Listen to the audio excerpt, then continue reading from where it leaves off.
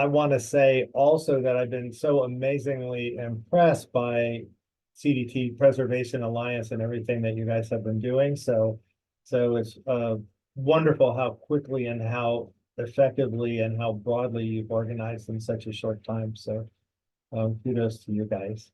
I'm going to start my PowerPoint and let's see. So I will have to share. I'm assuming I have the ability. I do. Right. All right. Can everybody see? Okay, I see nods. Excellent. Let me get the meeting controls out of the way so I can see. Okay. So I'm the executive director of Save the Scenic Santa Ritas.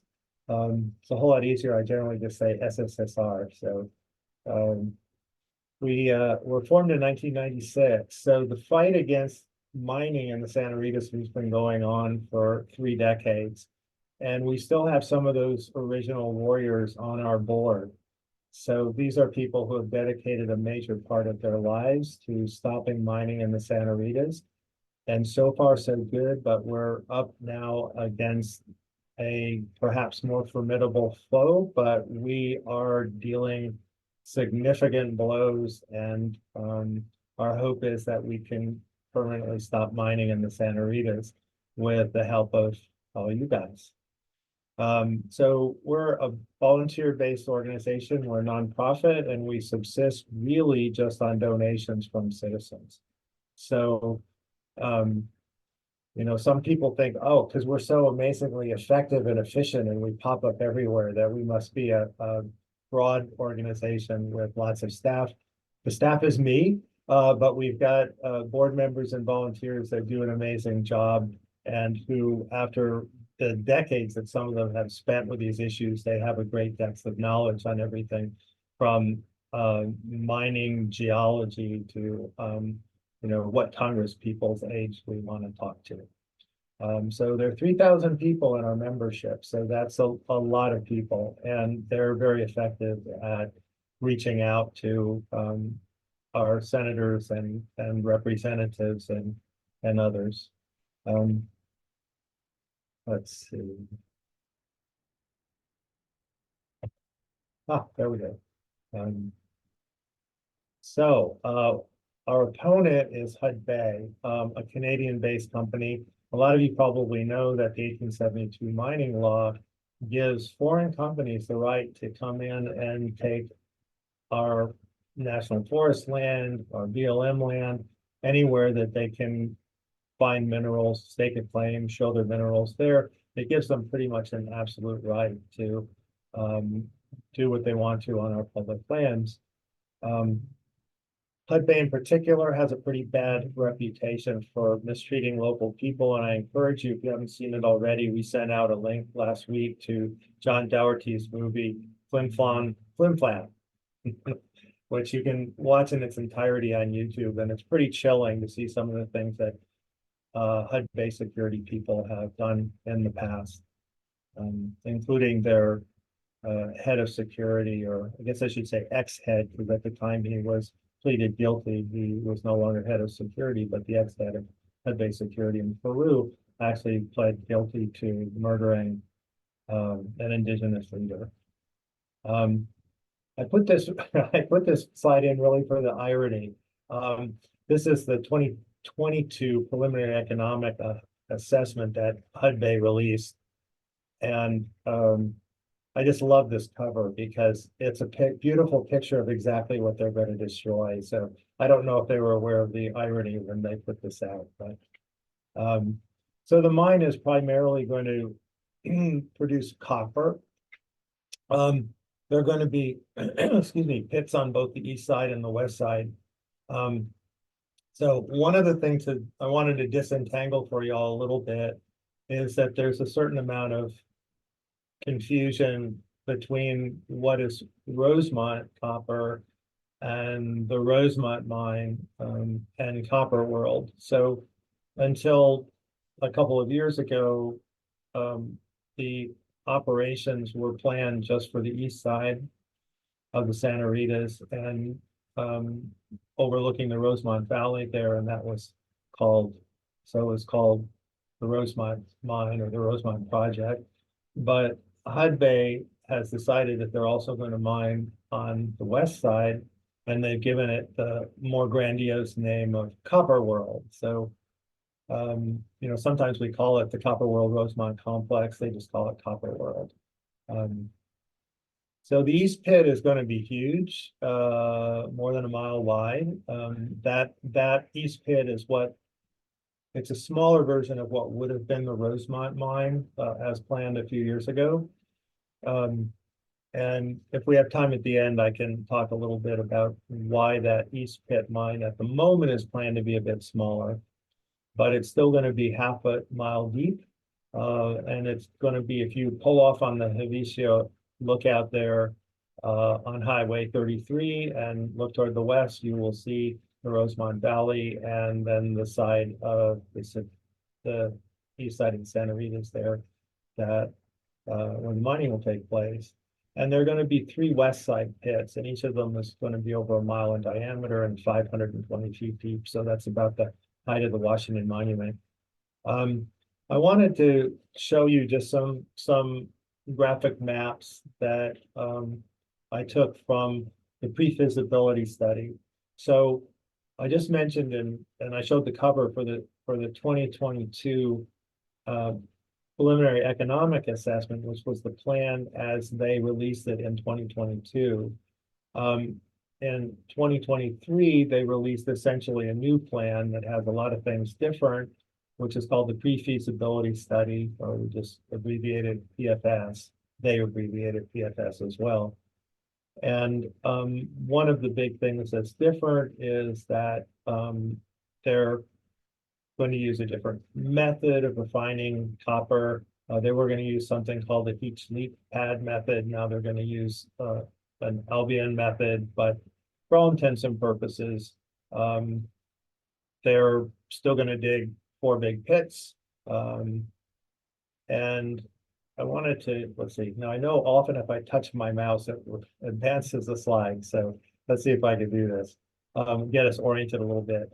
This area down here is on the east side, and you can see it's called East Pit. The ridge of the mountain is sort of running like this, if you follow my cursor. And these are the 3 sort of west side pits: Broad Top, West Pit, and Peach Elgin. So they're going to start primarily on this west side. And one of the reasons is that they need a place, once they start in the East Pit, they need a place to throw the overburden, to stack the overburden, and once they start processing tailings. And so one of their ideas is, it's sort of like a Chinese puzzle, you know, where you push tiles around in a board. They're going to be digging these guys out. And when those guys are dug out, then this will give them a place where they can put some of the debris that's generated by the East Pit. So where do they put the stuff that they dig out of these pits? Well, their plan is to pile it. I think some of it's going to go here, but a lot of it's going to go on what they call the F part, or what we call the F parcel here. And then they want to put tailings as well here. And Corona de Tucson is up here at the top of the map. And I'll show you that in detail in a couple of minutes. So the plan is, it's sort of like this crazy shell game where they dig this out, this out, this out, put the stuff they dig out over here and up here. And then when they start digging here in earnest, they can put a lot of that into here, into these pits. The reason these pits are going to be shallower is they're relatively poor in terms of copper ore. They only have copper about something like 500 to 600 feet deep. So this is the mine plan pulled from the pre-feasibility study in year 5. And now, one of the things that drives me crazy about these maps is I cannot find in the whole report any legend. So I've tried to sort of sort it out by looking at it and looking at what I know. As best I can tell, what's going on here is by year 5, the red is where the bulk of the mining is going to be taking place. And it looks like they're already starting to put tailings over here or overburden in on the F parcel. And one thing that took me a while to understand is, so there's a distinction between tailings and overburden or waste rock. So overburden or waste rock is what it sounds like. It's not ore bearing, but it's in the way. So they've got to dig that off in order to get it to copper. And then once they process that copper ore, either a partial processing down to what's called copper concentrate, which is not at all refined copper. It still has to go through a smelting refining process. That once they have that concentrate, or they produce that concentrate, and or they say in year 5 they're going to produce 99% pure copper on site. Remains to be seen if they'll do that, because it's very expensive to set up that plant. But the processing process creates what are called tailings, and the tailings are essentially waste. So it's waste that's got contaminants in it, which include lead and selenium and other toxics. So, and that of course is what they're going to be wanting to pile over here and up here near to Corona de Tucson, and we'll see some artist rendering of that in a minute. This is year 15, so it shows they're not, they're not as actively mining here because they're perhaps running out of resources. Their long-range plan, if they can get permission to go onto the federal lands, is to expand this East Pit operation significantly and use the Rosemont Valley here to dump tailings and overburden. And at that point, they're looking at a 44-year life of the mine. So they're dividing right now their plan into 2 phases. They call them phase 1 is a 20-year phase, and we're looking at, actually, I think the next slide, yeah. So here's at the end of the 20-year phase. At least I believe this is at the year of the 20. They just label at the end of mine life, and I cannot find in the report clarity, but I believe this is just at the end of the 20-year phase. So at the end of the 20-year phase, it's looking like this. But in order to go on for the other 22 years or whatever it is, 24 years to make a total of 44 years for the mine life, they have got to get permission to dump tailings and overburden on the National Forest land over on the east side. So we're talking this land in here, the Rosemont Valley, they would like to fill up and so on. So, and I'll come back to that, what their scheme is to make that happen. And they have Cinema's assistance in that scheme, interestingly enough. So to give you an idea of scale, this graphic was made years ago by the Arizona Daily Star for an article about the Rosemont, but the pit planned by Hudbay is pretty much the same scale. So this just shows you what a mountain and the Tucson skyline look like in comparison to that pit. These are artist renderings by a wonderful gentleman named Robert Gay, who's associated with PARA, and he did this for us. The top here is the west side of the mountain following build out of the mine. These are tailing piles here and here. Corona de Tucson is up in here. And this line shows you the skyline after removal. The ridgeline after removal, and the same thing here showing the east side. So this would be that what would have been part of the old Rosemont mine. And here's just another artist rendering of the east side. And you can see these tailing piles would look, they'd be 2 or 3 miles long, and so pretty similar to what you see over by Green Valley when you look at, say, the Sarco tailing piles over there. If you haven't looked out your back door lately, this is what the west side looks like right now. These are all drill pads and connecting roads. So this looks pretty bad, but it's redeemable, recoverable, restorable, given enough time. But of course, if the mine itself goes in, that's not really something that's rec reclaimable in any meaningful sense.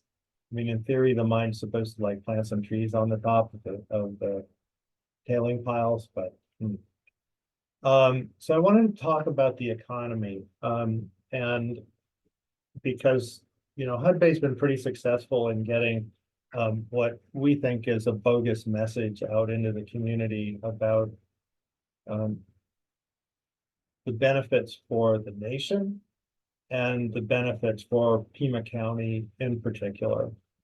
And the first bit of their argument is that to be competitive in the transition to green energy, the U.S. needs copper from Copper World. So the idea is that as we move over more and more to green energy, that requires a lot of solar panels and wiring and batteries, and we need a heck of a lot of copper, and the U.S. is going to be competing with other countries for copper.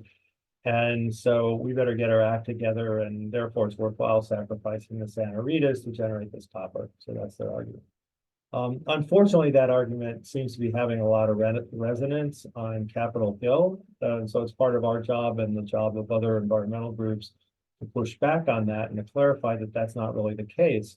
And one of the big things, it's always nice when we have facts on our side, is the U.S. Geological Survey has declined to list copper as a critical mineral. One of the benefits of being listed as a critical mineral is that there are tax breaks associated with it, which Hudbay would love to have, but U.S. Geological Survey says it's not a critical mineral, and it's not a critical mineral because the U.S. has plenty of it.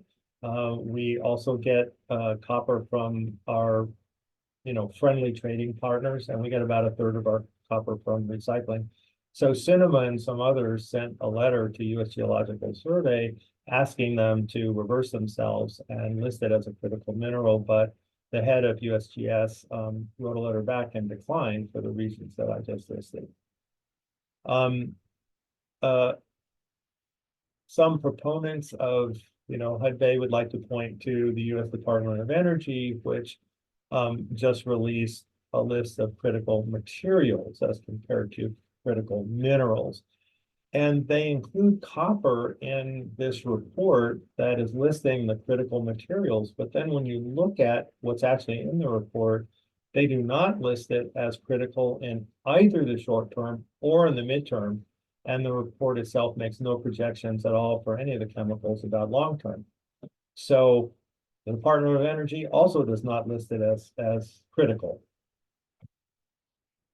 Okay, so then we get to the arguments about how wonderful this will be for the local economy because they claim they'll make 430 direct jobs, which would be, people driving the diggers and the haulers and, sitting in the admin building and so on. And then they also claim 3,000 secondary jobs. So down below here, I've got a little bit of reality. We question whether those secondary jobs are even close to realistic, that number 3,000. Save the Scenic Santa Rita's about 6 months ago contracted with a top flight economic consulting firm to do an analysis of how the mine would affect the economy and what the report that they generated calls the greater Tucson area, essentially the same as Pima County. And we're going to be releasing that report publicly within a couple of weeks, so everybody can get their hands on it. There's going to be a really nice executive summary with photos and graphics that will make the messages really clear. And that report strongly calls into question these 3,000 secondary jobs. But even if we grant the Hudbay the total amount, 3,430 total jobs, that's tiny. That's tiny in the Tucson economy. The total projected jobs will add at most a few tenths of 1% to the job market. And similarly, the contribution from salaries, income to the economy will be really tiny. And I'll talk about in a minute, it'll be really tiny compared to other sectors of the economy that will be severely damaged by the presence of this mine, as well as by other mines in the area. The mine that PARA, Patagonia Area Resource Alliance, is fighting in the Santa Ritas, there'll be some bleed over effect from that mine on the Pima County economy. So the last bullet here down at the bottom, if the market price for copper drops below 375 per pound, Hudbay itself in their report, in their plan, says the mine may not be economical. And this is really important for understanding in context this claim that they're going to provide all these jobs. Because what happens in practice, if the world market price for copper drops too much so that it's not economical for a mine to mine, then what do? Well, they idle their workers. In some cases, they may close the mine entirely while they wait for copper prices to rise again. And so it's interesting that Hudbay says their break-even point is $3.75 per pound. If we look at copper prices over the last 30 years, from 1990 to 2022, you can see they're in crazy volatile, right? They're like up, they're down, they're up, they're down. And if we just look at the last decade over on the right side of the curve, oh, let me tell you that this red line here, that's the break-even point, that $3.75 per pound.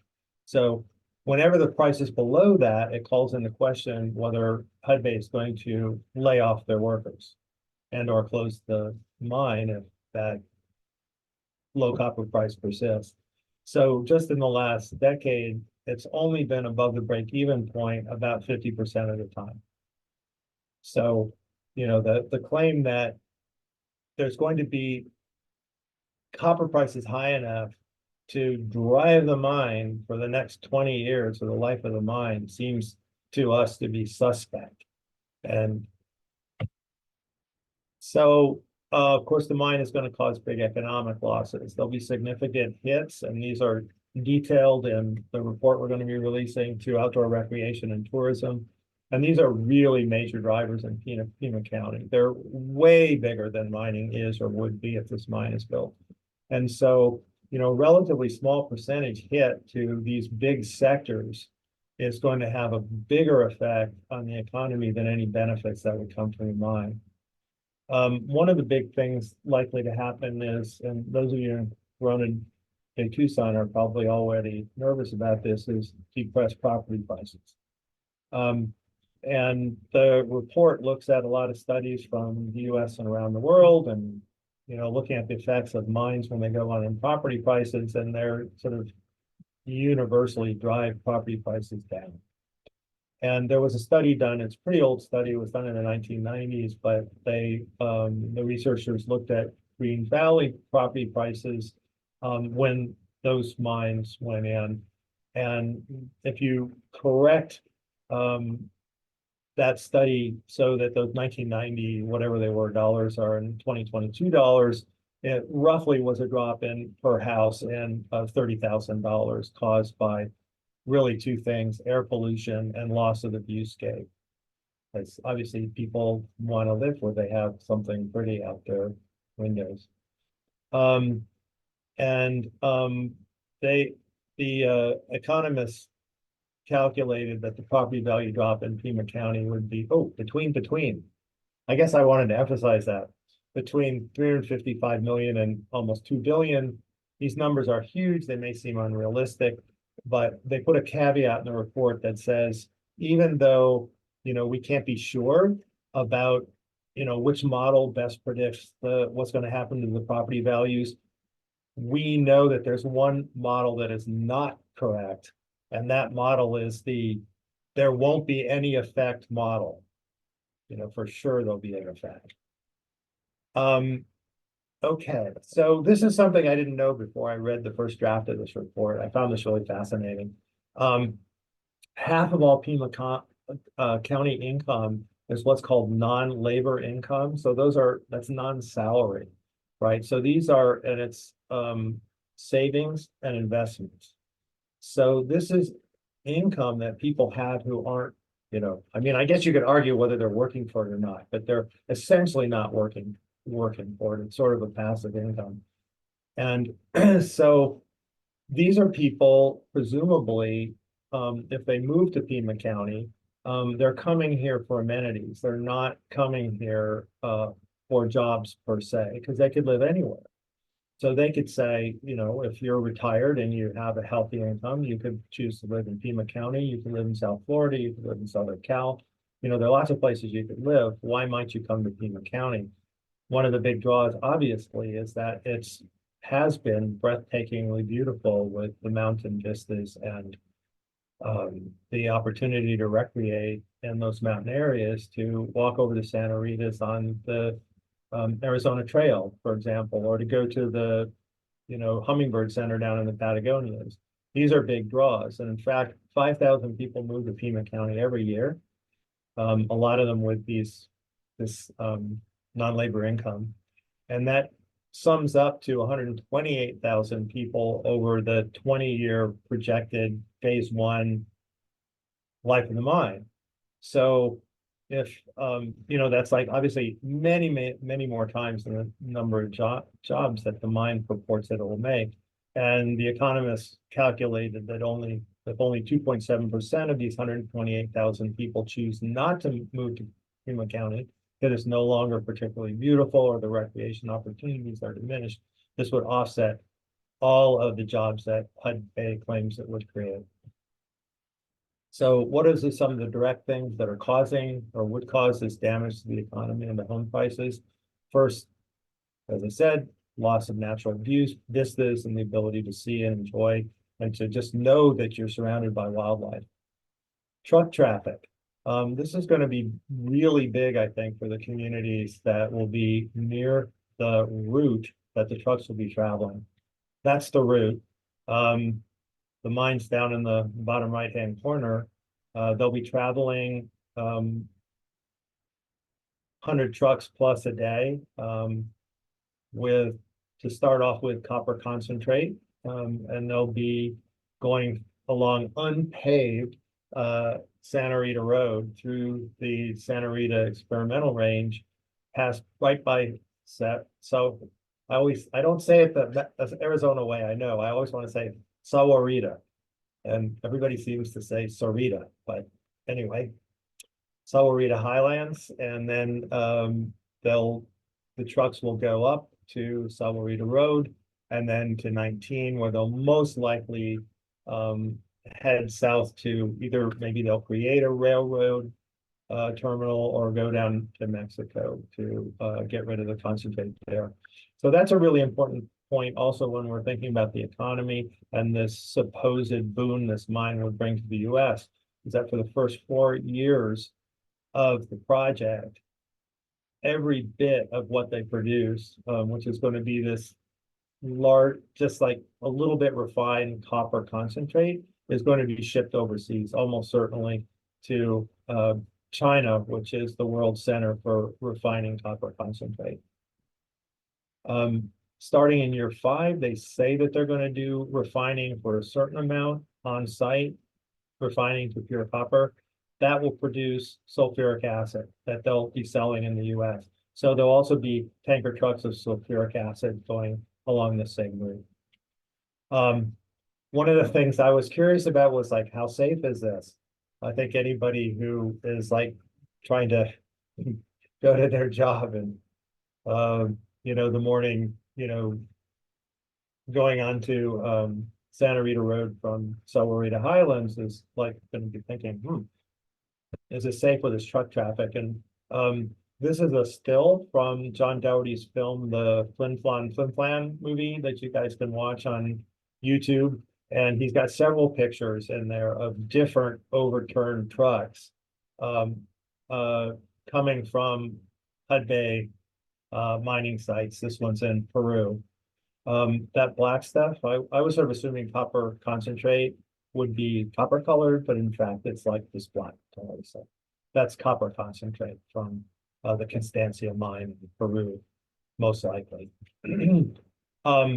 So another thing that is worrisome to people are the mine tailings themselves. The mine tailings are an extremely fine dust. Like the bigger particles are the size of a grain of sand. So they blow, and we've got big winds here, and they typically, I read one scientific study that looked at mine tailing piles all over the world. They would find toxic lead, arsenic, other trace materials, typically 20 to 30 miles away. And and often further if there was train traffic involved, where the toxic would be the dust would be blowing off of trains. But any rate, so there's bad stuff in the toxics.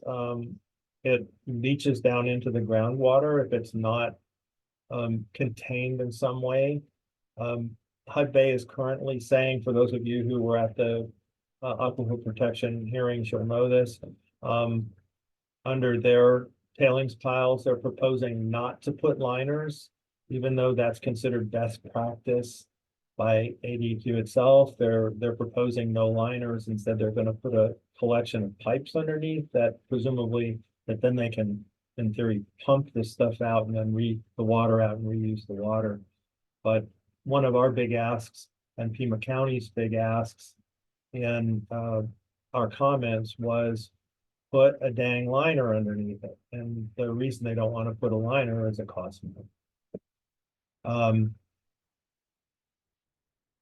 If we look down at the bottom at transport, one of the ways that HUD Bay will be transporting this dust around so that they can pile it up next to Corona de Tucson is they put it into a water slurry, and then they pump it through pipelines to where they want to dump it. And I'm going to come back to that in just a moment in some detail to show you where they want to pump it. This is just a shot to show what a HUD Bay waste dump looks like, pretty similar to what you see over by Green Valley. This is another artist projection that was done by Robert Gay, showing it's a little disorienting because we're looking south instead of north, but Corona de Tucson, you guys all know Copper Ridge Elementary School, and these are two of the tailing piles that are proposed. So, you know, like those piles could end up being 600 feet tall. So as I mentioned, the first bullet here, that the dust really blows around. The mines they're supposed to put stuff on the top to keep it from blowing, but a lot of you probably know that like a lot of dust has blown off the Sarco pile over there and covered people's houses and cars, so it does blow. A 2022 meta-analysis of I'm actually a biologist, so I love reading scientific papers. So I actually read this. 2022 meta-analysis of 102 copper mining sites worldwide found a pattern of soil contamination, including arsenic, lead, cadmium. And they calculated in the study something that was called the mean hazard index, that sort of took, you know, what you do in your life and how that affects your likelihood of getting this into you. And kids had a 4 times higher possibility of getting this stuff into their bodies, being contaminated than adults, because kids are playing down in the dirt, maybe, you know, licking their fingers. And of course, you know, lead has a devastating effect if it's in high concentration on children's neurological development. I really was happy to find this study. There's actually a study where they took young mice and they had them in a airproof chamber, and over their lifetime, they blew in tailings dust to see what would happen. And they caused significant changes, harmful changes in life structure and function. And what really fascinated me was the effects were even observed in the young mice. They were even observed in utero when the mother breathed the tailing dust. So whatever the chemicals were in it that were causing these problems to lung function were, you know, they didn't posit the mechanism in the study, but you could sort of imagine perhaps it's getting into the mother's bloodstream and ending up thereby in the young mice. So now we're going to look at a little bit at HUD-based ways that they want to get these tailings to where they want to pile them. And there's a couple big things they want to do. The first is getting access to the private land. We'll look at a map in a second, but up above the F parcel, there's that place they want to pile closer to Corona de Tucson. And but there's a block of state land in the way that will keep them from getting there. So they want to buy that state land and or lease it. And then they also want to get a right of way for their those pipes that are going to pump that tailing slurry to where they want to dump it. And I'll show you a map of that. Just to remind us, so they'll be digging from these pits, and where they wanted, so they're going to dump stuff here, and they want to dump stuff here, and they want to dump stuff here. So right here is state land. And this bit here is BLM land. And they don't want to cross BLM land because since it's federal, that would trigger the National Environmental Policy Act. And then they would have to do an environmental impact assessment. And that takes time and it takes money, and they might not like the results. So this is just to show you in some more detail. Here's the top of the F parcel down here at the bottom center. Here's that private land that they recently bought. And here is that state land parcel that they want to grab. This is another state land parcel they'd like to buy. And here, of course, is here's the elementary school, and there are houses. So we, SSSR, had quite a campaign to try to keep the state from auctioning these two parcels. And so far, we've been successful. If we had not, and all our members had not, sent gazillions of emails and letters to the governor and the head of the Arizona State Land Department saying, don't sell it, don't sell it, don't sell it, it almost certainly would have been sold by now. Right now, the deadline from the time it was initially proposed to be sold to when they had to auction it, that deadline's passed. That's a good indication for us, but it doesn't mean that they still can't be sold. So we all need to be vigilant, and we have to, basically keep the pressure up as needed. So this is getting a little arcane, but this right here is a right of way that the state gave to HUD Bay so that they can put their tailings pipelines here. This is all this blue over here is the Santa Rita experimental range that belongs to the state, although it's managed by the University of Arizona, and it's supposed to be used only for ecological and range research. But they decided that they would give HUD Bay this right of way. The reason HUD Bay is desperate to get this right of way is this here, again, the yellow is BLM land. So if they try to put this right here, this blue was where they, or green rather, sorry, was where they were originally proposing to run their pipeline, nice and direct. But then they realized, oops, NEPA. So then they came up with this scheme, and SSSR is currently a party to a lawsuit where we have sued and are right now in litigation. We're waiting to find out what the judge says. We have sued the Board of Appeals, it's called, of the State Land Department, that we believe illegally, without having a public meeting as required, they illegally took the steps necessary to have this right of way approved. So our lawsuit if we're successful, would at least in the short term cause that right of way to be vacated. Now, it doesn't mean that the state couldn't go through the whole process this time correctly by meeting the demands of the open meeting law. But, you know, again, if we can, we're really hopeful we're going to win this lawsuit. We have a good case because we don't think they did the right thing. Groundwater is a big thing. They're going to be pumping out to treat their ore 2 billion gallons per year. That's years 1 to 4 of the current plan. And then they're going to shift up as they start doing on-site refining.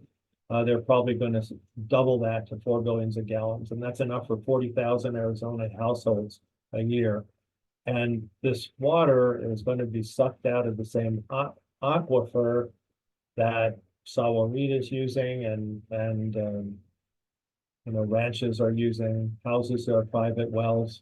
And over time, they'll be drawing that water down. You know, I think I'm going to skip this. It's in the interest of time. Okay, so in 2022, we had a big win in court. And this was confirmation of a win we had at a lower court level in 2019. And this win said that HUD Bay could not dump the majority of its tailings willy-nilly on Forest Service land. Forest Service land had incorrectly, in the eyes of the court, interpreted the 1872 mining law and gave HUD Bay permission to dump its tailings really anywhere it wanted on the east side of the mountains. And the court, 2019, the district court said, no, can't do it.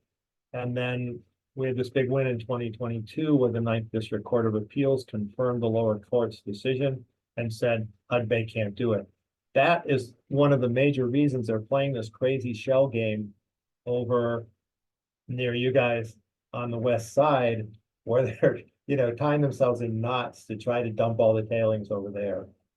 And that is the reason. So HUD Bay's plan is, you know, the short-term plan is to do what we just described, which is to get those tailings placed over on the west side. But their big strategy, and of course, every mining company in the US is pushing for this, is something called the Mining Regulatory Clarity Act. And if you look at the first bullet at the bottom, there's actually a vote in the House that is likely to pass a House version of this bill this week. And those of us in the environmental community call this the biggest giveaway of public land since the 1872 mining law.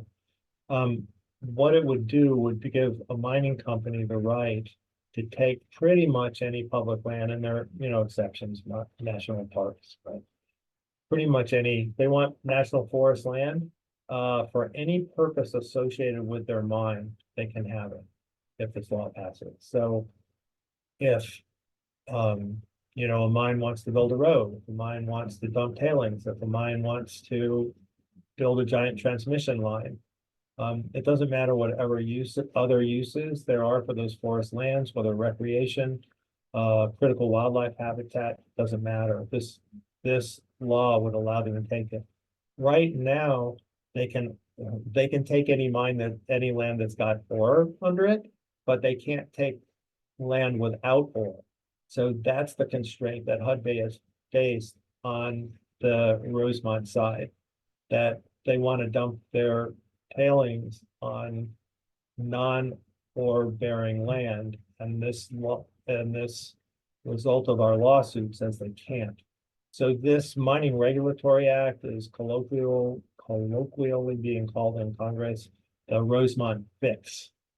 You know, it's like, how do they give Rosemont the ability to do what they really want, which is to expand over the whole east side?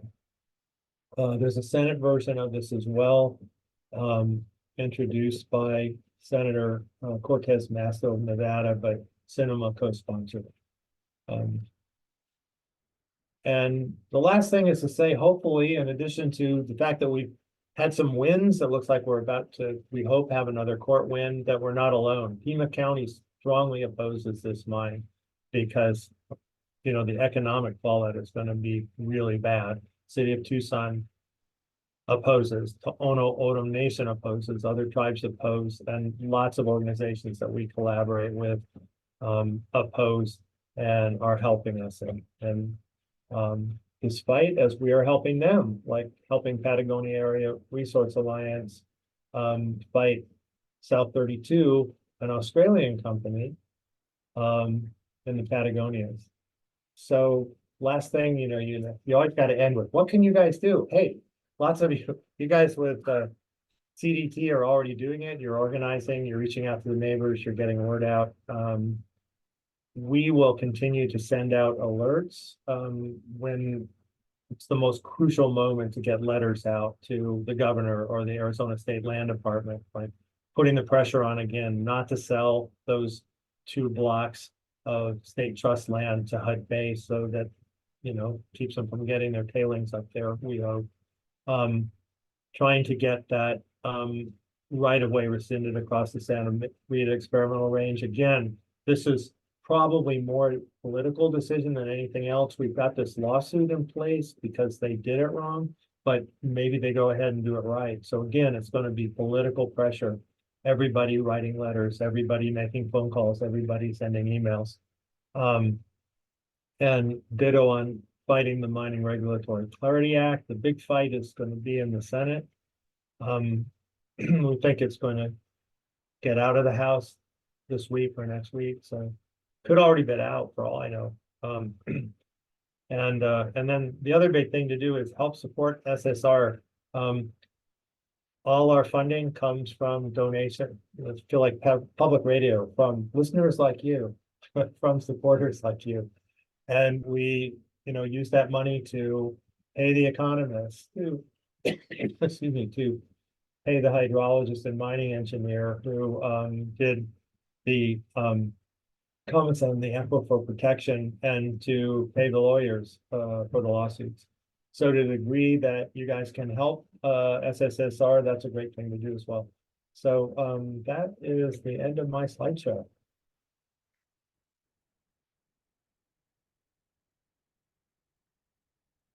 And thank you for sitting through it. I know it's hard not to be able to answer questions, and it's so much nicer to do this in person, but then also I can see what everybody's responding to. But anyway, thank you for being with me on this little journey. Thank you, Rob. And I had a question for you, or could you elaborate a little bit more? My name is Kathy. Well, from HUD-based PEA in 2022, where they were touting all the things that they went on a PR tour talking about copper cathode production on site, domestic jobs, or domestic supply guaranteed. Those would be the high-tech jobs, I would imagine, in that processing plant. But they moved it in the 2023 pre-feasibility report. They took it all back out, and they're just going to do trucking the copper ore out of the mountain and then shipping it over to China for the first 4 years. But they also did something different there, where they're not using the upfront capital to pay for the cathode processing. They're going to do it out of operating revenue. So it's kind of like an add-on now, instead of part of the initial plan as it was in 2022. It's an add-on. So it's kind of, it's like me saying, I'm telling everyone, hey, I'm going to buy a house, I'm building a house, and it's going to have a pool, and it's going to be really great. And then I go to get financing for that house and realize, whoops, I can't afford the pool. So I'm just going to build the house, and I'm going to earn money and pay for the pool later. And then I'm going around telling everyone now, hey, I'm building a house with a pool. And that's what they're kind of doing, is they're still saying, the whole package, everything is going to happen. And I heard the Green Valley mayor say it, that, oh, they're gonna have a guaranteed domestic supply. But when you think of it, Canada is going to be making the profit, and China is going to be selling it back to us. and do all the processing over there. And I really wanted to make a big issue out of that point, because the pro mining group, why do you think they're still saying it like it's gonna happen? Because they may not do it in 5 years, they may not do it ever. It's gonna be a matter of they're gonna have to run another feasibility, because they took it out of the initial $100 million feasibility report to de-risk Copper World is what they called it. And so they're not gonna do it in this report, so that means they're gonna have to run a second one to see if it's worth in 5 years to build that $367 million processing facility that they're putting on hold. What do you think the likelihood, Rob, is of them ever going through with that? Once they're up and starting to make money? Yeah. There's not a, well said. Yeah, the only thing I would quibble with is we don't know for sure it's going to China, but it's almost for sure going to China. Actually, Rob, they met us at our house and they told us China. Oh, they told you said China. Oh my God, that's right. Okay. I thought they were still being coy about that. Oh, they were actually. We had 3 people asking questions all at once, and I said China, and somebody else said, why China? And they answered it My God. by accident. Okay, I guess by accident. I love it. I thought they were still being coy. Okay, see, I said at the beginning, some of you know more than I do. Perfect example. Like you said, that refining plant of the Albion process is going to cost several $100 million. It's not clear that they have that. They have a sort of two-forked approach. One is, as you said, hoping that copper prices are high enough and that they can, by shipping the concentrate to China, they can generate enough money to do that. The other thing is to try to find a sort of Daddy Warbucks big pocket investor or partner, and that would pay for that. So it's hard to really say. I've got a person who's savvier than I do who has been telling me that things are not looking good for Hudbay right now economically, but that's just secondhand what somebody told me. So don't really know, but I think you're right. I mean, they are not by any means obligated ever to, there's nothing that obligates them to do refining on site. And and also interestingly, even in their plan, if they do that, they're still only going to refine a percentage of the total, and a huge amount of it is still going to get shipped to China. Okay, and then follow up on that. So we've heard about sulfuric acid and the possibility of leaks, spills, contamination. If they proceed just being a truck and shovel operation, is that use less sulfuric acid? Would that be less transported as opposed to on-site processing? Yes, it's the on-site processing, that Albion process, that will be producing large quantities of sulfuric acid that they will then find probably regional purchasers in the US for that sulfuric acid. Okay.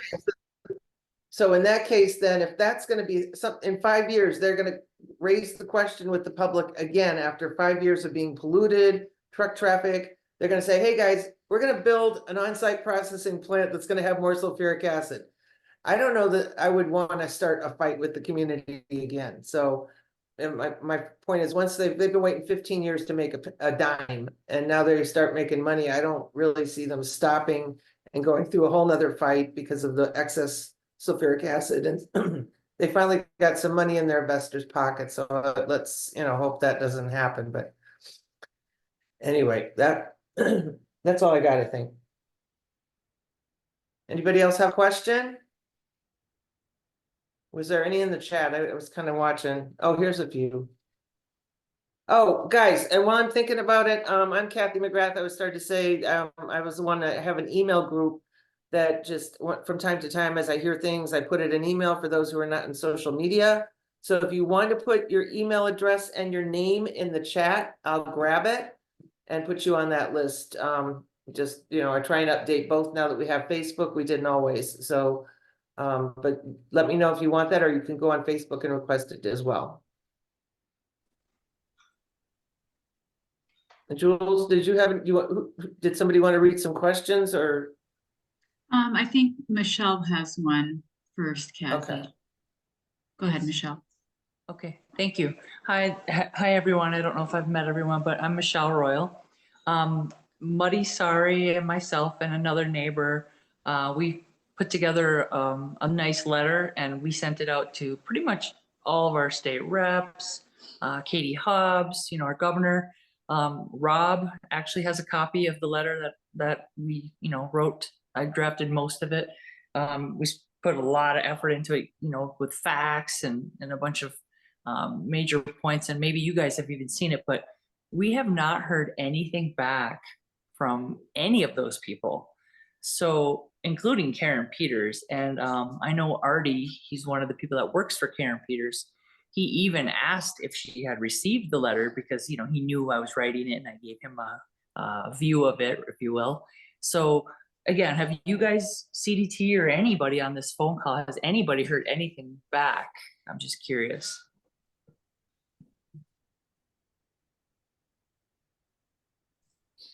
I got a reply from Steve Christie. It wasn't anything useful or helpful. Out of all the reps that I wrote to, and I collected quite a few signatures as well. He, I believe, was the only one that responded via mail. And then we did get a few responses via email from some reps. But that was it. Nothing that, solidly said, yes, we're behind this quite yet. Okay. Because it's very frustrating. I mean, we sent it months ago, right? A couple months probably now. And Yeah. just maybe I should follow up and write another letter or call them, or or maybe it's better if CDT and we do it again or something. I don't know. I'm just curious what your thoughts are on that approach as well. Yeah, letter writing is definitely helpful, and I see it in our future. The thing with the state land is this, the state land department is going to, I would imagine, Rob, help me here. If HUD-Bay says they are very actively working, they really, really need that 160 acre parcel. And also I've heard that through the school system that possibly HUD-Bay has reached out and talking to the schools about some sort of benefit for the 40 acre, maybe a conservation land. I think they were talking about deed restricting that one, which is, they're gonna do that anyway. They're not gonna dump tailings next to an elementary school, but they're gonna make it, spin it in their favor. But yeah, that state land could just pop up on the website. They have a monthly meeting.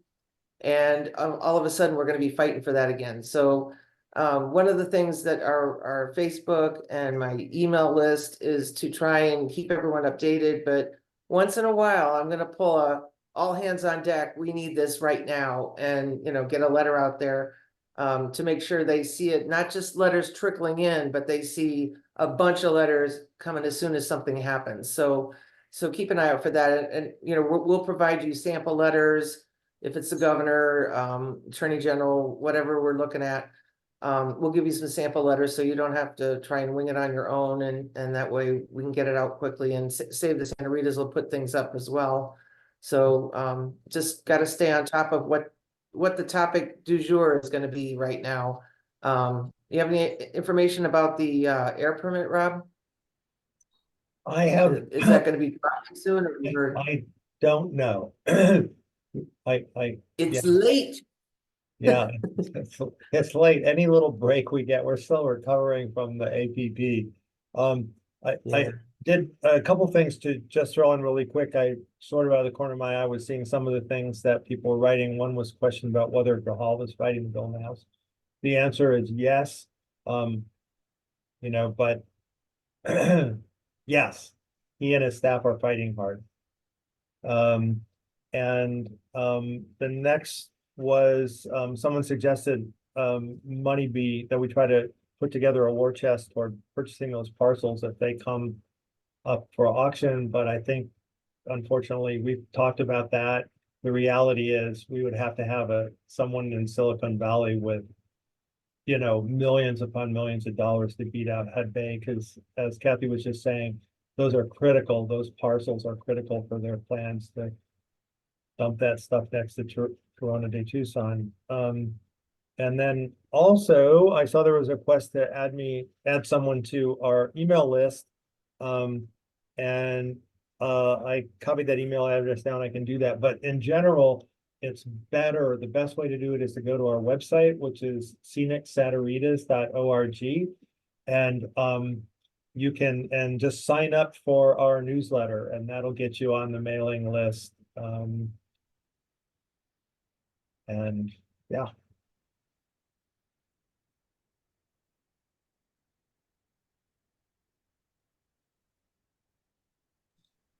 And I guess last thing I'll say, I don't want to say too much about it, but we do have some behind the scenes stuff going on that I really can't talk about yet. But I have been talking to different entities, and because I don't know who else in the room, I'm still going to keep some things close to the vest. So as soon as I have better news or something more definitive, I would definitely say something to everyone.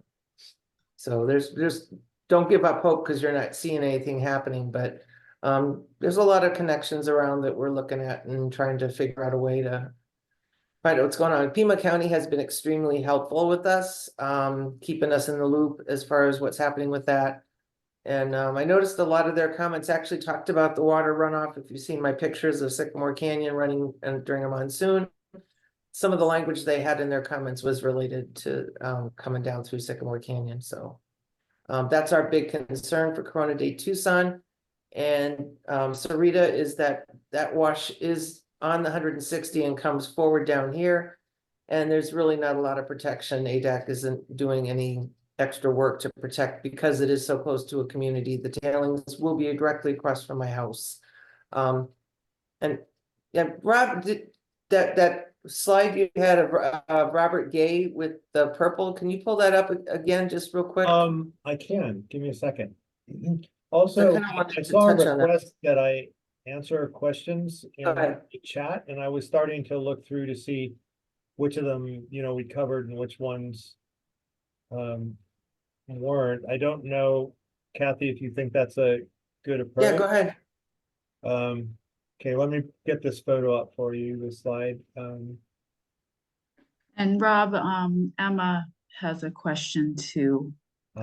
So if we want to do that one first. Oops, Free, Emma. Okay, let me share my screen and I can show you guys. Okay, we can do that first. That and then picture again. Emma after.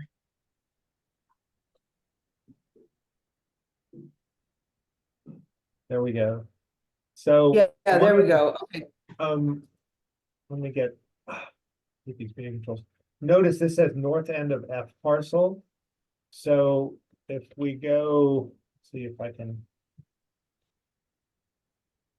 Oops, where's that F parcel? Must be. Yeah, that's what I wanted to point that shape out. That's yeah. It's where the heck is it? Sorry. two more forward, I think. There we go. Okay, so here's the F parcel, and here's the top of the F parcel. Yeah, stop right there. See the top one, the yellow copper world. See that shape?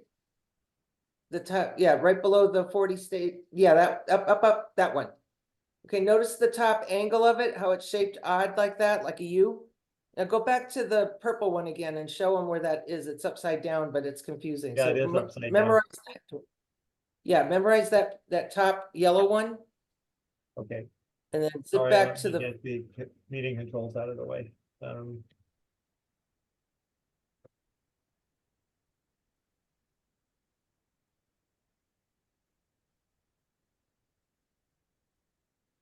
that one. Okay. See where it says south at that tailings pile to just so above the purple. That's the U, it's upside down. So if you were to flip that around, that's the U. That's the top yellow parcel. If that helps make sense. So you can see the shape of that. That's kind of the U facing us.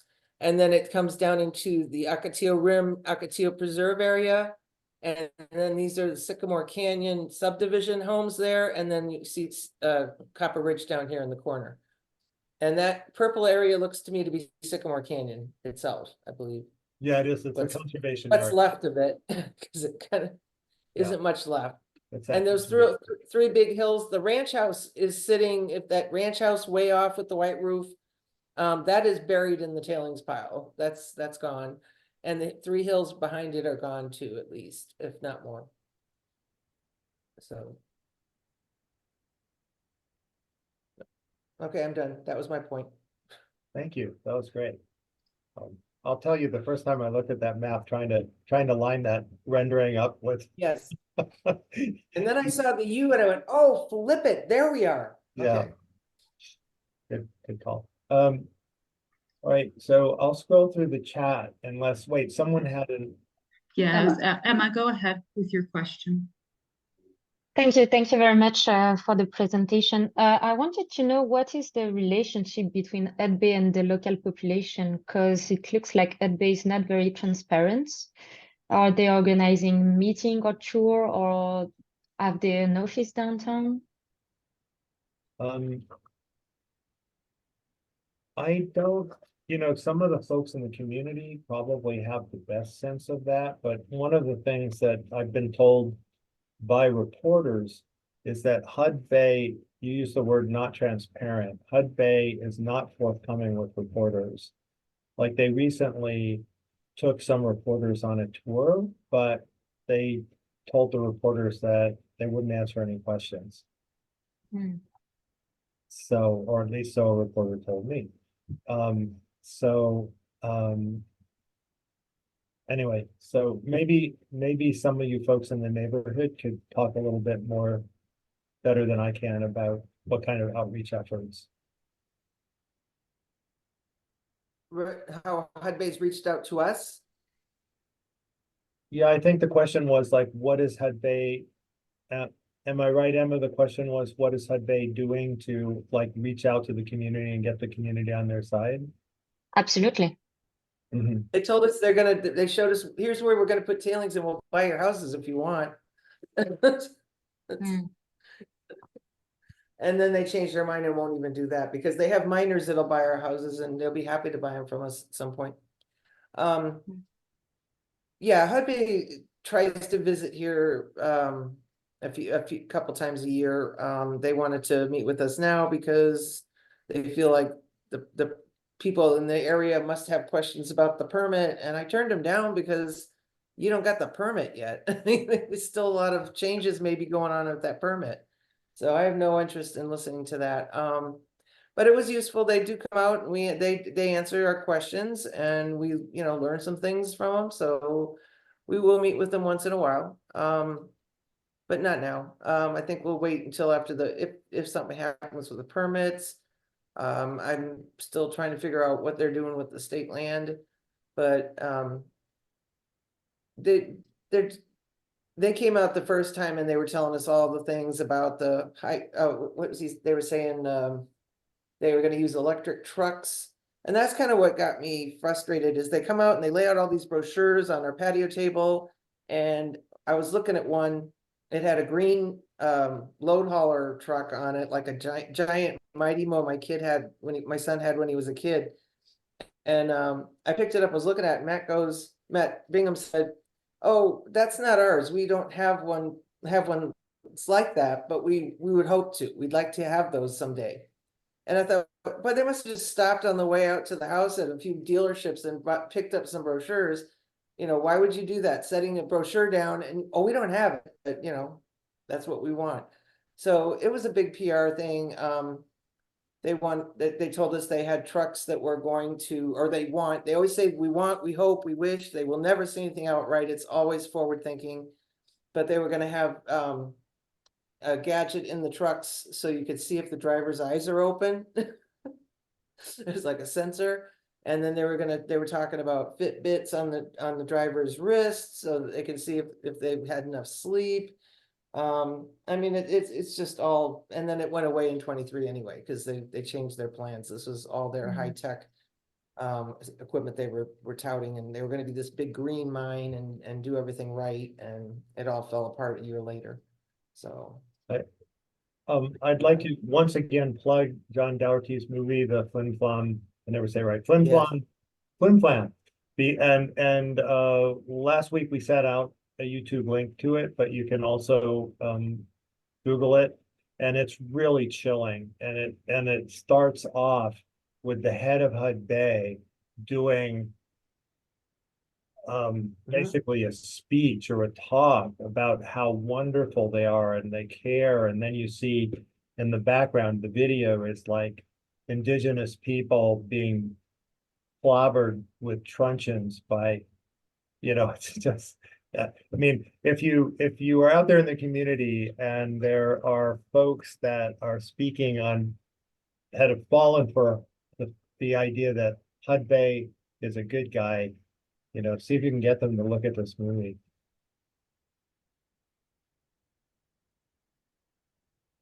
Thank you. So, One more question from me. Rob, can you please put that picture with that yellow road that they're gonna be hauling their whatever sulfuric acid? I don't know what they were gonna be, copper concentrate, I think you said. yeah, the deal to yellow- be clear about the hauling, anything will be hauled through that road. Yep. Or along that route. But for the first 4 years, it will all be copper concentrate. If they do their plan, for some weird reason, I can't get it to.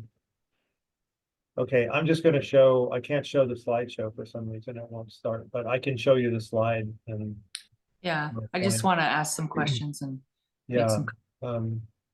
Okay, what is going on? My cursor is like not. Oh, it's a cursor problem. Okay, share screen. Okay, this is really weird. My cursor has totally disappeared. The only way I can tell where it is if what I roll over responds. Yeah, that picture. Okay. Can you show me, like, where's Houghton Road with respect to that? Where it comes into Santa Rita? Where's Houghton Road on there? I can't see it. Is it way to the right or? This way, you mean?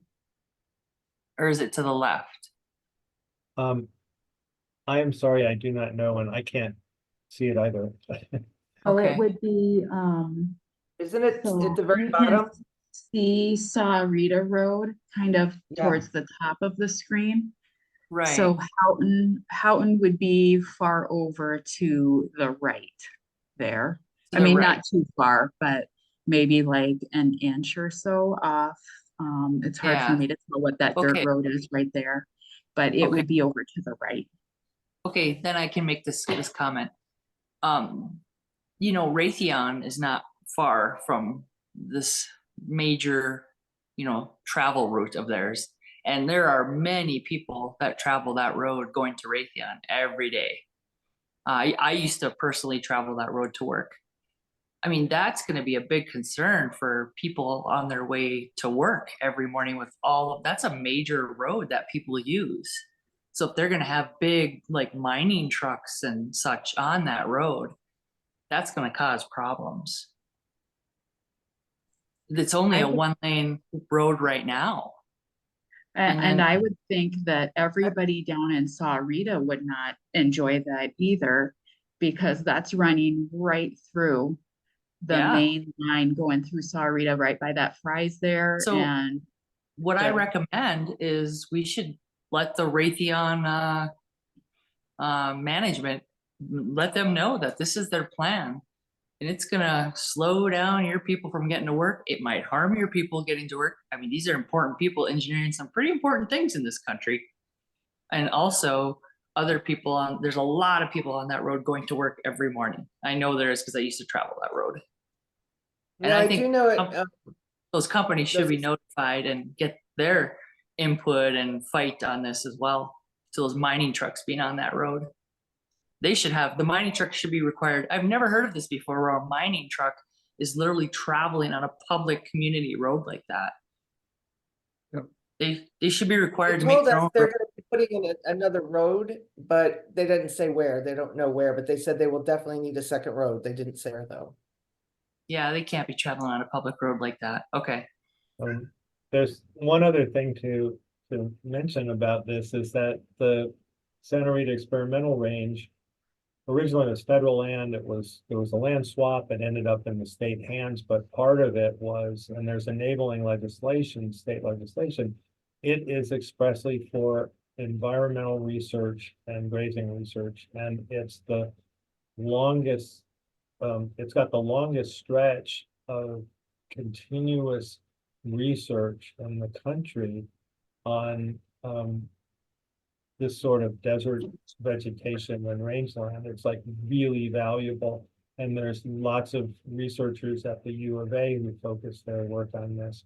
And, you know, so the folks at the researchers at the U of A are also very unhappy, but we'll see what happens when, you know, with a change in president at the U of A, but the powers that be have, you know, kind of blessed this project. It's ridiculous. A question? This is Marshall Magruder. Can I ask a question? Yeah, Marshall. Rosemont was originally owned by Augusta Resources, and during that phase, they promised never to use Santa Rita Road. They were going to block it off because all of the traffic come from State Route 83. And this is a big bait and switch to use the Santa Rita Road. The experimental range has been around since 1902, and it's really a world study place with hundreds of scientific studies that look at a desert environment. In the 28th year of our present drought and climate change, the experimental range has gained in significance because it's the only place in the world that a desert environment has been looked at for a long time. The dust that will come from all of those trucks on that dirt road will affect the whole the ecology of the entire area, because they put dust on the cacti and affect the mice and all the other things that live in that range that are parts of their study. And the other part, at the northern part of the line that's shown there, is where the wells will be. They're going to take the water, groundwater, from the aquifer, which is very close to, as you know, the cap water line. And the cap water is fine to use to wash rocks, because that's all they want the water for. The groundwater is precious and is a part of the aquifer that is deep, that is getting deeper and deeper every year, and that cannot be replaced. And I think that the water withdrawal issue is of critical importance for all of these people. And also on the map, if you look at the picture, look to the right there. Do you see all those houses? Just on the right corner. That's Tucson. Those are people that live there. So this whole area is affected by this road, which also would include the transmission line. And the transmission line corridor includes a fence.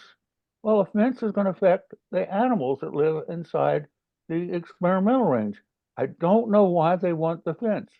The problem is that the University of Arizona manages the experimental range. And it's very interesting that Rosemont donated, I don't know, I think it was 8 or 12 full scholarships to the School of Mining. And that's why the university likes these mines, because they're getting scholars and scholarships. And I think that this really does need more investigation. That's all. I'll just add an anecdote secondhand, but one of our board members talked to the head of the Santa Rita Experimental Range about these concerns, and the response was, well, now they can study the effects of mining activity on the ecosystem. I think the study on climate control in a desert environment in the 28th year of a drought is much more important. Oh, yeah. Question, Rob? Dave DeGroot here. Hey, Dave.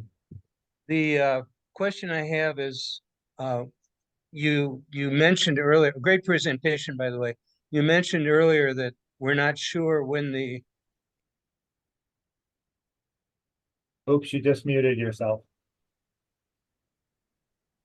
Or someone muted. we're not sure when ADEQ will open up for air quality comments. What do they Will- have to do with that? Will Hello? SSSR be publishing Hello? fact-filled information about air quality that we can Yeah. use to write letters, that we can use to contact other people? Oh, you got the wrong number, I'm sorry. We're we're going to try. We haven't focused on it yet, but we do have a new board member who's an atmospheric scientist, very eminent, and we're hoping that he can lead the charge. Okay, thank you. We'll be eagerly awaiting whatever he can publish. Look for it on your website. Thanks. Okay, great, thank you. Yeah, for those of you who haven't been to our website lately, we're making a much more concerted effort to get whatever the latest news is right on the front page. So the front page is more like, you know, going to New York Times or CNN or something. So you don't have to dig around in the website to get the latest, whatever it is you want to find.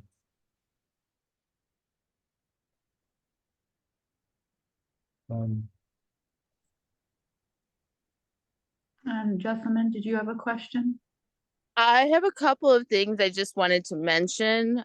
First of all, I live in Entrada Property Owners Association. I bought my property in 2004 and built my home here. Our community is not overly reactive to the situation. However, if you do look on a GPS map, and I'll be happy to share like a Google Earth picture of where our community is, we are on the front line.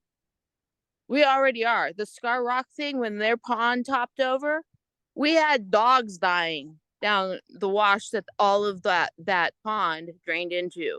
We had people getting sick. Nothing was ever mentioned about it. And shortly thereafter, the mine was actually sold to some other company. Now, that was small. We are literally going to be the drain for this. And I am fighting like mad to get people out here to take this serious. But we're going to be the ones to get hit first. Look at any map. Look at any topographical map. Look at the washes. Look at the runoff. You can see it from that Scar Rock mine. You can see the white coming down our washes into our neighborhood. And this is going to be even worse. We are the front line. Everybody else is going to get hit secondary. So I would really appreciate it if somebody would take our neighborhood into account here. We're going to get hit first. Second thing, with regards to the U of A experimental range, which is my back door, just check real quick, because one of the prominent board members that's supporting this, oh, his last name is Duval. Just saying. So I don't know why somebody associated with mining is on a board that's making decisions about the experimental range, but you know, Duval Mine Road. Okay, that's all I needed to say. Please let me know when the next meetings or anywhere I can annoy people is happening. Thanks. And I'll just throw out that, you know, I'm happy to talk anytime, go visit. You know, if you can get people together to listen. Absolutely. I have a few, there are a few on here right now. It's just not enough as I would hope. Yes. So we'll keep fighting though. I wrote a wicked letter to Kelly, so. Good. Okay. And I got a few more to write after your talk, so we're good. I'm just trying to scan and see if there are any questions that haven't been answered. Oh, one more question. Oh, go ahead, Jessamine, and then we'll go to Gary. For that small state parcel, you know, on the north end of Mhm. Kathy's, what do they want for that? You mean, what do they want to use it for? No, how much money do they want for it? Because wouldn't that put a big old hitch in their get along? Um. Well, I know I have been told that there's been discussion in which HUD Bay has proposed that they will use that as mitigation. If they can buy those two parcels, they will make that smaller north parcel be mitigation, you know, that'll be. Oh, held. I see. It's totally separate thing. Yeah, it's a totally Yeah, different no, okay. thing. I was just They- curious because I thought, boy, wouldn't that mess them up if you could just buy that property up and well, that'd be done. Yeah, the problem is it's gotta go to auction, anybody can bid and, you know, they're Yeah, gonna. and HUD Bay's got gazillions of dollars, as we well Right, know. and, you know, that, Although, sounds like they're hurting a little now. We can hope. one, one question real quick in the chat was, why was road building and other construction allowed to begin before all necessary permits were required? Oh, The road building and, dang, somehow I lost, I can't look at anybody, so I'm talking blind, but, the road building and those, exploration pads, where they can drill down. The mining law allows them to do that 100%. They don't have to own the land, they don't have to prove their ore, they don't have to, you know, permits are minimal. They have an absolute right under the law to go on any public land and drill. gotta be.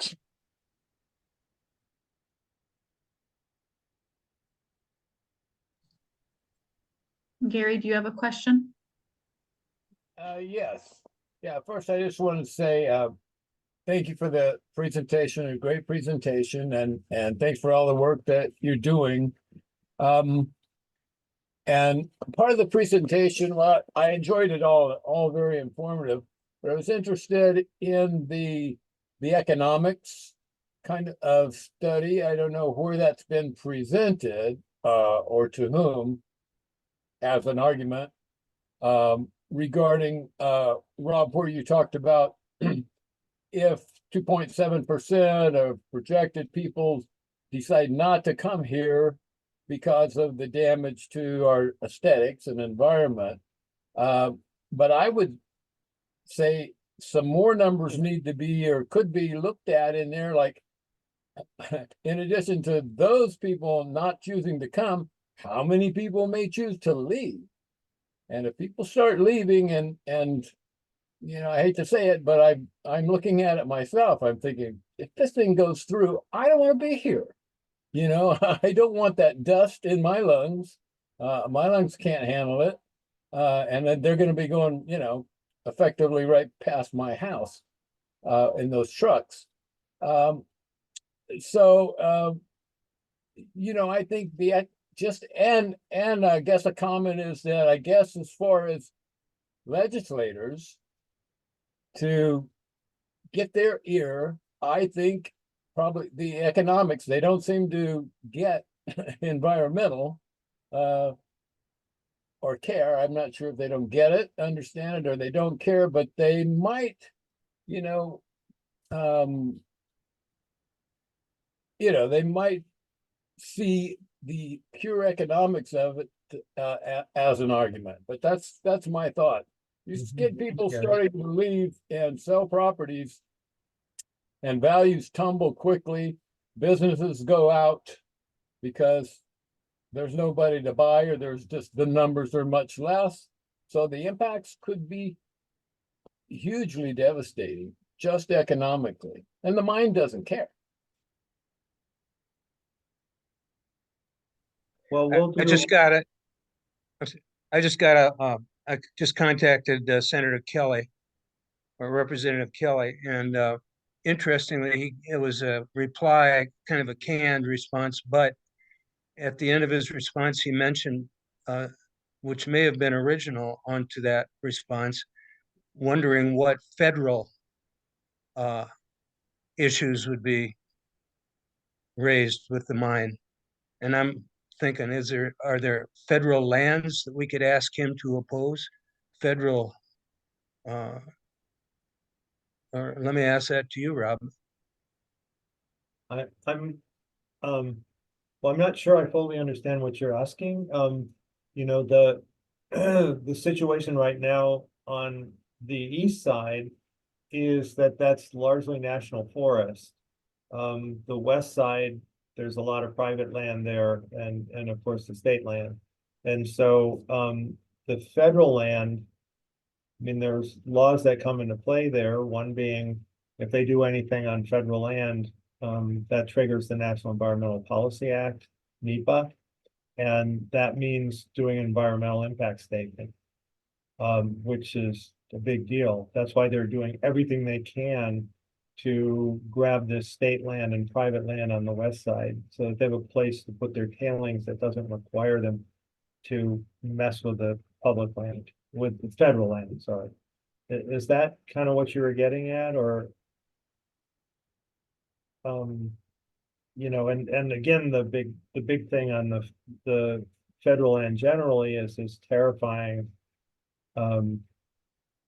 mining law that's being considered right now. If that passes, it will just be devastating. It'll give mines all over the country the ability to pretty much take any land that they want.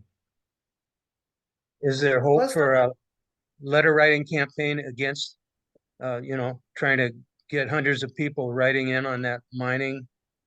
Yeah, we've done that to a certain extent already, but we'll be getting all the people we can, as with, well, other environmental groups around the country, because everybody sees this as just devastating if it goes through, and we'll be getting you and everybody else we can to write letters, make phone calls, send emails, you know, to put as much pressure on as we can to either keep it from passing the Senate or having President Biden veto it. But I don't know. We just don't know. Thank you. Mhm.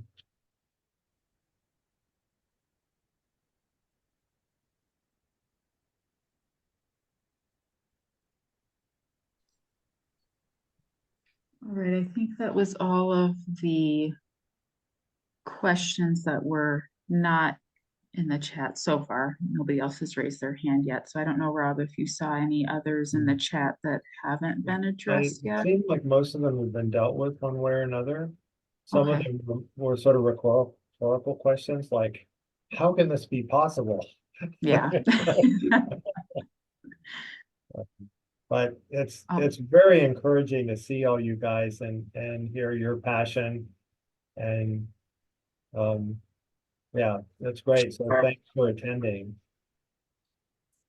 I have just one more question. Go ahead, Justin. Sorry. No, it's okay. So this is being recorded, right? Because I have several people that were not able to be on the meeting, but I noticed it was recording. So how do I access this so that I can share it with them? So once I figure that out after the presentation, the whole meeting Okay, gets over with, sorry. I think this is the first time I've recorded a Zoom myself. So Okay. I think it spits it into a folder for me. And what I can't figure out or haven't tried yet is that it looks like it puts the audio and the video files separate. And I don't know why. And I'm not quite sure how to combine them. So I have to look. Sorry, I have to laugh look into because that always that. happens to me. Well, and it seems so weird because why would it do that? But Yeah. I think anyway, what it- so I'll it get will that, save and it I all in might one. just send it to Rob and see if his people can. Okay, yeah, just if I Finish can them. get it and pass It- it on, because there are several people that have been texting me right now that couldn't be on it and they really want to hear it. It will do it all as one. After you stop recording, it goes through a processing phase. Okay. And you'll see it's processing, and then you don't want to mess with it during the processing. You want it to go all the way. And also it will allow you can either choose to save it to the cloud associated with your account, or you can save it to your local computer. And then either way, though, you know, it can be downloaded off the cloud or, you know, you can get it somehow off your computer. For sure, it's going to be too big to email, so it'll have to go onto like a Google Drive or something. Okay. Once Great. once Good to you know. once it's been processed and you have it as a file. Okay. Yeah. Okay, thank you. That was my question. So just, yeah, please pass it on to me as when you can. So don't worry, you don't have to stick them together, the audio and video together with chewing gum. Oh, thank goodness. Okay, well, thank you. I'm gonna bounce, but thank you so much for this tonight. I'm really glad that so many people are involved and so many people care. It's reassuring and it's comforting because I am actually very scared. This is my forever home, or what's supposed to be. So I don't, you know. We're not going anywhere. I've been All here right. 25 years. You're gonna have to bulldoze over me. That's, you know, I ain't going nowhere either, so I got everybody's back. And if you need somebody to write scathing letters or emails, send me a Well, check. one thing we're looking at now that we have the Zoom account, we were talking about, you know, maybe using it to go into neighborhoods like Sycamore Canyon. If you want to have people at your house, we can do 20, or we can just do it virtual. So get Yeah, some no. small meetings. People can have sit down and talk about it, type get-togethers. Yeah. So keep an eye on the Facebook, and I'll put out something in our email as well. So reach out if you ever have any questions or would like to offer your home or to host Yeah, something, for let sure. me know. Yeah, for sure. And Andrea, just in case it all screws up somehow, we could do at least the presentation part again and make sure it gets recorded. Okay, sounds good. Thanks, Rob. Yeah, so you gotta, It won't get messed up. okay. I think my phone's been recording it too, so I'll see if I get anything. Plus, I screenshotted all of the really cool slides, so. I'm happy to share like a PowerPoint of the presentation.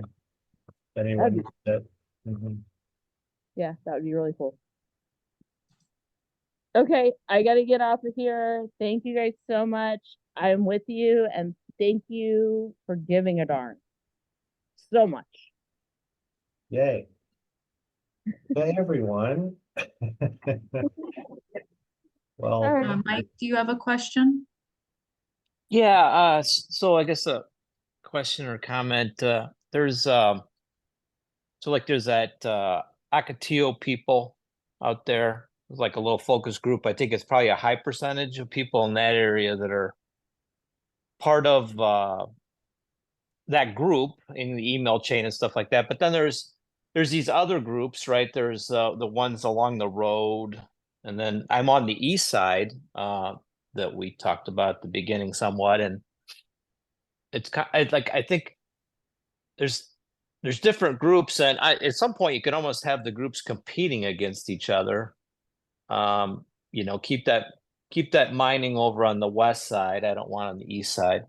The east side issues are more, in my mind, it feels like they're going to do something to the land, but I don't want them to mess up the water, right? So like the view, maybe most of the view will be okay, but if the water level drops, then that's a big deal, right? It's expensive to have water brought in and things like that.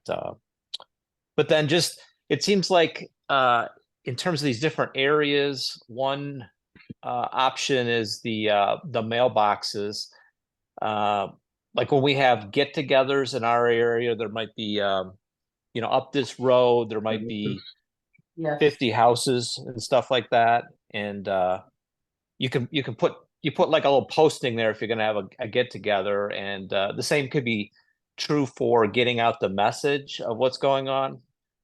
This has been going on for so long that people I've heard people that have lived here for 10 years saying, you know, as far back as or recently as 3-4 months ago, it's over. The mine, all the stuff at the mine, they can't do anything, it's over. So there's like a perception of that out there. And then just related to the money, I also like the idea of the war chest. I was thinking the same thing. The piece of land that they bought, I don't think that went for the millions you're talking about.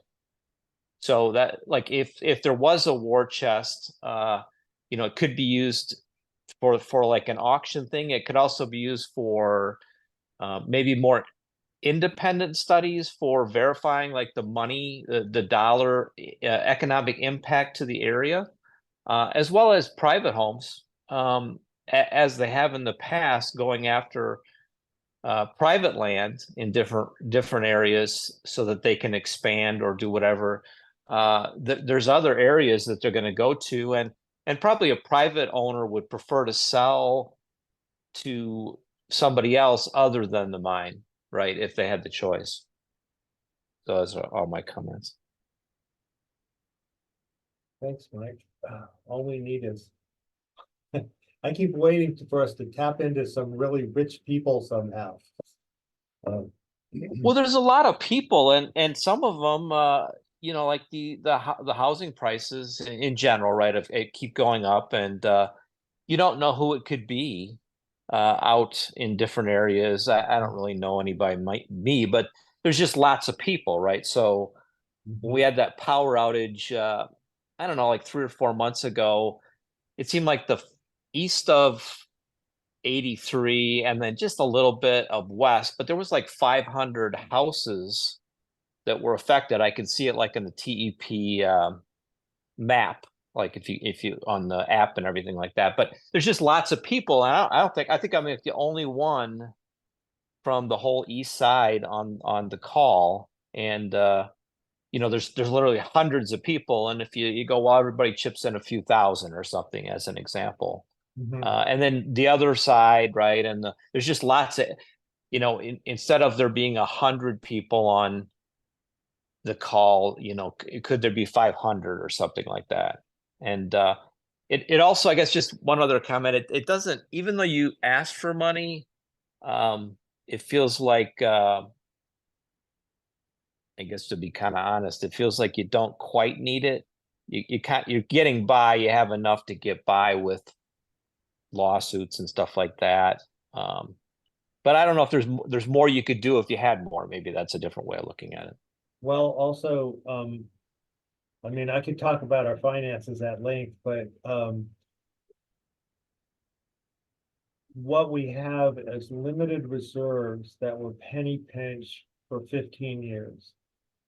And after 15 years, they felt that they, being the board of directors, that we were in a critical time and they had enough money to guarantee me a salary for a year.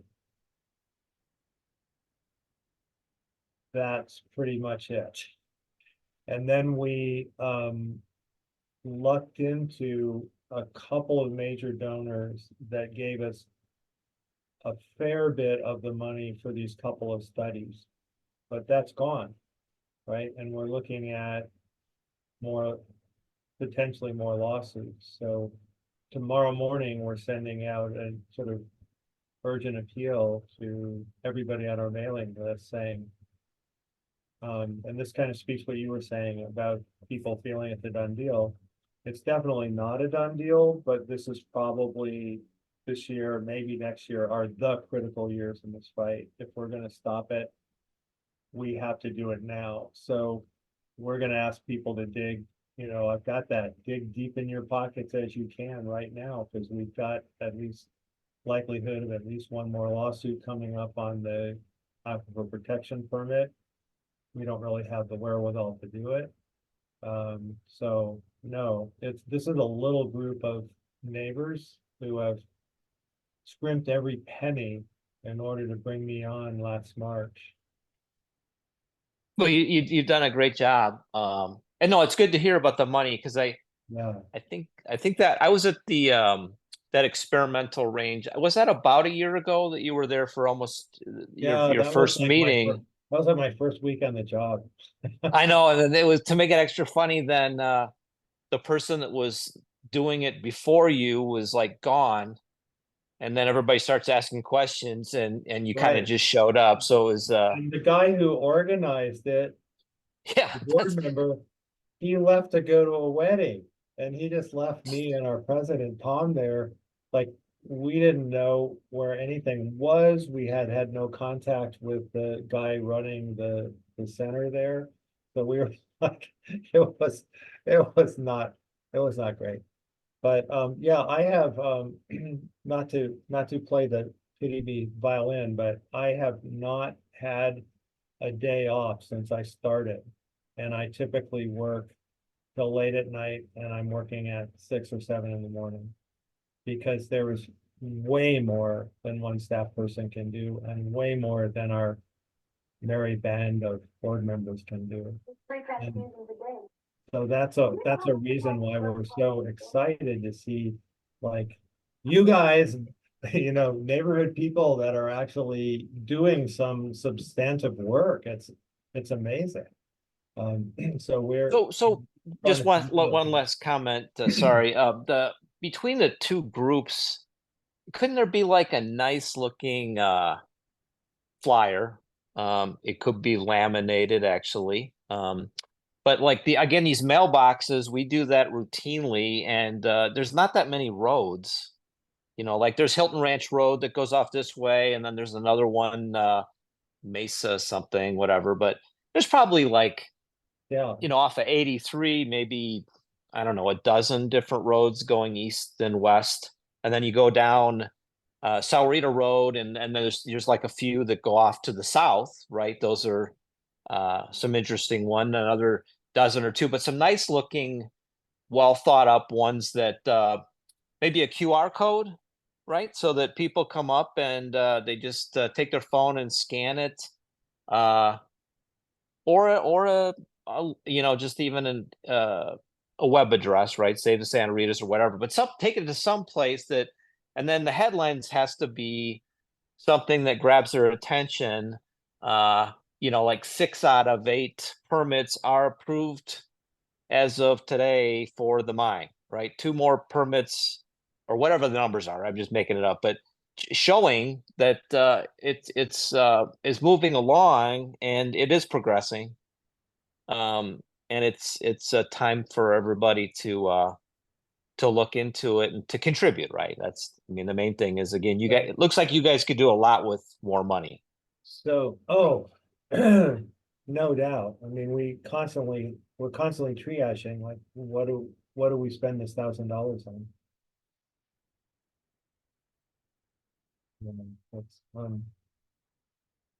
Yeah, it's kind of amazing what this little group has done. I mean, I've only been with them for a year, but what they've done over the years to stop the mine, it's incredible. So, thanks, Mike. Yeah, no problem. Thank you. Wait.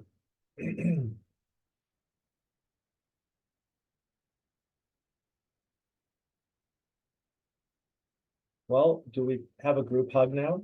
That might be That's about it. That's the downside of virtual meetings. High five. Yeah. I think they just I want suppose to we get could wrap it up. Kathy, you want to go ahead? What? Do you want to go ahead and wrap it up? Yeah, we really hadn't covered this, had we? Note for next time. Yeah, well, thank you all for coming. We're kind of just winging this to see what we do next. We have a couple ideas going on right now, but nothing definitive. So, and Rob's said he's willing to host these from time to time as we can work something out in the community. So, again, please let your friends and family know. Get involved, attend meetings, keep an eye out for meetings, and just do everything you can to stop people from saying, oh, it's a done deal. It's not a done deal. It just takes a little bit getting to know what's going on with it. So we still got some fight. And it's what, how many years, Rob, and they haven't mined a stinking piece of copper yet, right? 1996. So 1996. 19 years? 1996 it started. 1996, okay. So yeah, 20 something, anyway. So Jules, Christy, anybody else have anything that I forgot? We're just gonna say have a good night, everyone. Drive safe. Yeah, thank you, everyone. Bye. Thank you so much for setting this up. You guys are awesome.